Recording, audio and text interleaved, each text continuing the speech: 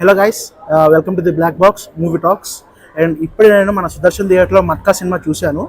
వరుణ్ తేజ్ అయితే మంచి కంబ్యాక్ అని చెప్పొచ్చు. మూవీ స్కేల్ ఆఫ్ మూమెంట్ ఒక ఇల్లీగల్ బిజినెస్ గురించి, మనకి యష్కి కేజీఎఫ్ గోల్డ్ బిజినెస్ ఎలాగో, పుష్పాలో అల్లు అర్జున్కి చందనం బిజినెస్ ఎలాగో, ఈ వరుణ్ తేజ్కి మట్కా సినిమాలో వీటిని చేసే మట్కా బిజినెస్ అటువంటిది అనమాట.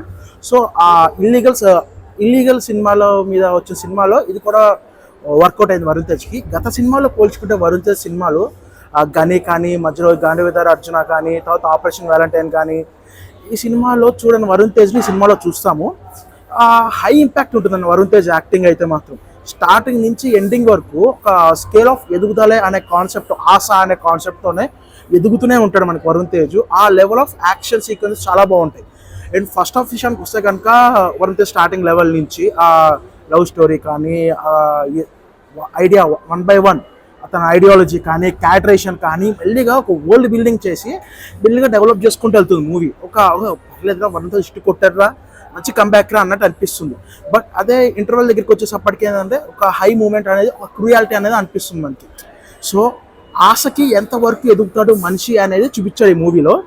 అండ్ సెకండ్ హాఫ్ వచ్చేసప్పటికి ఏంటంటే ఎక్కడైతే మనకు హై ఎక్స్పెక్ట్ చేస్తామో ఫస్ట్ హాఫ్ ఇచ్చిన హై తర్వాత సెకండ్ హాఫ్ అక్కడ స్లో అయిపోతుంది అండ్ బోర్ కొట్టదు, అలా సాగిపోతూ ఉంటుంది. అక్కడక్కడ హై మూమెంట్స్ వస్తుంది.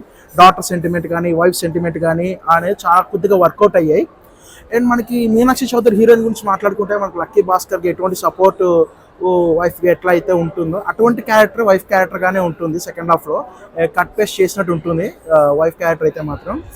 అండ్ ఇంకా చాలా క్యారెక్టర్స్ ఉన్నాయి. ఒక ఇన్స్పెక్టర్ కానీ, లేకపోతే వీనికి వచ్చిన నాని అనే క్యారెక్టర్ కానీ, అండ్ ప్రతి ఒక్క క్యారెక్టర్స్కి అయితే ఇంపార్టెన్స్ ఉంటుంది. బట్ సినిమా అనేది ప్యూర్ ప్రెడిక్టబుల్ అనమాట.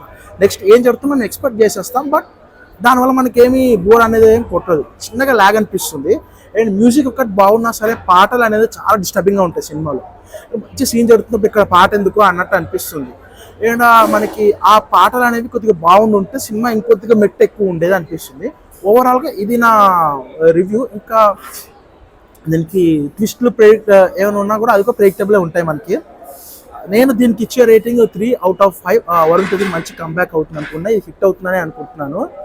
అండ్ ఈ సినిమా వల్ల వరుణ్ తేజ్కి ఇంకొక మార్కెట్లో పెరిగే ఛాన్స్ ఉంటుంది. అంటే గత 3 సినిమాల మార్కెట్ తగ్గింది వరుణ్ తేజ్కి.